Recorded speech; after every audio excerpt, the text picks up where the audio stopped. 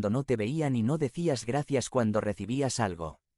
Pero gracias a esos recordatorios, hay ciertas lecciones del pasado familiar que vienen a colación oportunamente. Pablo no quería ni podía dejar de recordar a la iglesia confundida la verdad más importante que habían escuchado, la que era central para sus vidas y el oxígeno para seguir viviendo en Cristo, el Evangelio. Por nuestra tendencia a olvidar lo más importante, es necesario que el Evangelio sea recordado y repetido, una y otra vez. No hay otro mensaje más importante y relevante para nuestras vidas que el Evangelio. Cuando estamos desanimados, cuando estamos estresados, cuando estamos alegres, cuando estamos angustiados, cuando estamos enojados, cuando estamos apáticos, estemos como estemos, lo que necesitamos escuchar una y otra vez es el Evangelio. El Evangelio debe recordarse porque es el oxígeno para vivir en Cristo. Por eso, cuando nos reunimos recordamos el Evangelio. Pero encontramos algo más en este versículo. En segundo lugar, el Evangelio debe predicarse. Ahora, hermanos, quiero recordarles el Evangelio que les prediqué, el mismo que recibieron y en el cual se mantienen firmes. El Evangelio es un mensaje que no debe reservarse para uno mismo. No es algo privado y discreto, sino es algo público y que debe ser conocido.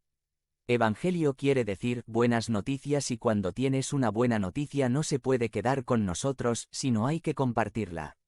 ¿Te acuerdas cuando estabas en la secundaria o en la preparatoria y estabas ya en la última hora de clase y el maestro no llegaba, y averiguabas con el prefecto que el maestro no iba a llegar y que se podían retirar?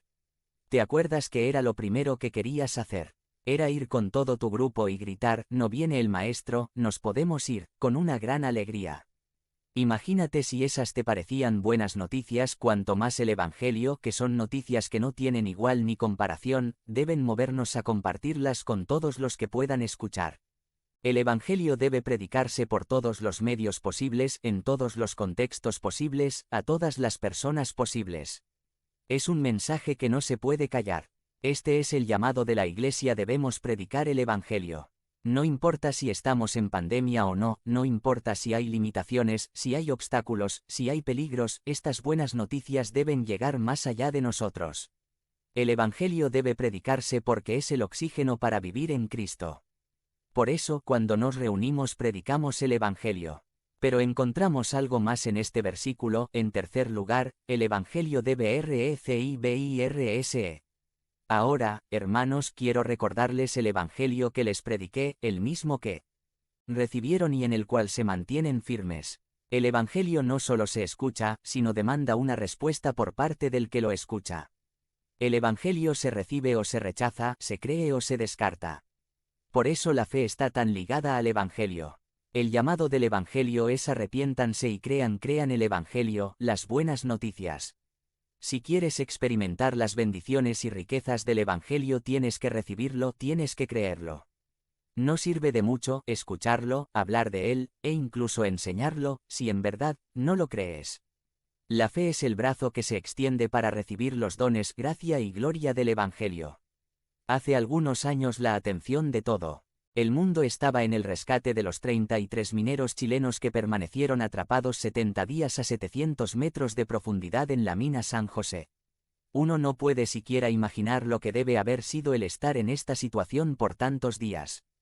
Como tampoco podemos imaginar la emoción tan grande de estos hombres al salir, por fin, a la superficie, sanos y salvos, gracias a los esfuerzos de tantas personas involucradas en su rescate.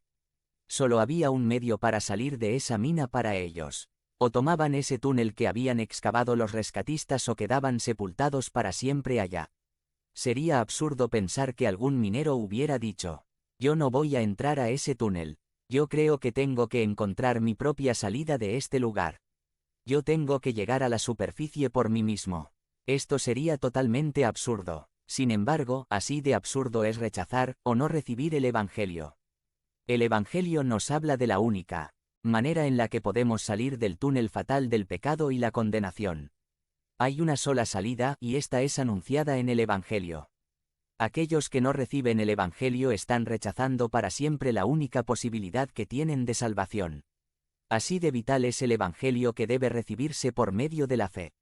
El Evangelio debe recibirse porque es el oxígeno para vivir en Cristo.